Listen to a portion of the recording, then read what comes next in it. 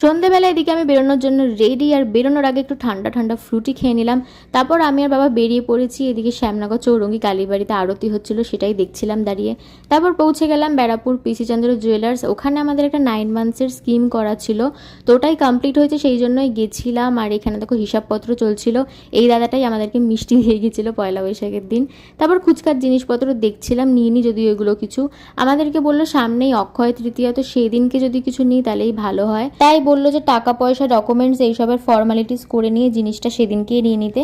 তো আমরা সেসব করে বেরিয়ে পড়লাম। আর বেরিয়ে আমি একটু ফুচকা খেয়ে নিলাম, আর আমি আর বাবা খেয়ে নিলাম একটু কুলফি। আর কুলফিটা দারুণ খেতে ছিল। আর দেখো বাড়ি ফেরার পথে জ্যামটা দেখছো, এমনি যা গরম, মাথা খারাপ হয়ে গেছিলো। আর আমি দেখো ওই পেপার বোটের জিরাটা পেয়েছি, কিন্তু একটাই পেয়েছে, সাথে একটা ক্যাম্পা কোলা নিয়ে নিয়েছিলাম। আর আজকে ডিনারে ছিল তরকা আর রুটি, আর সাথে ছিল আমাদের ম্যান্ডেটারি জিনিস উল্টা চশমা। তো চলো গাইজ, ভিডিওটা ভালো লাগলে লাইক করে দিও, সাবস্ক্রাইব করে দিও। আজকের মতো টাটা।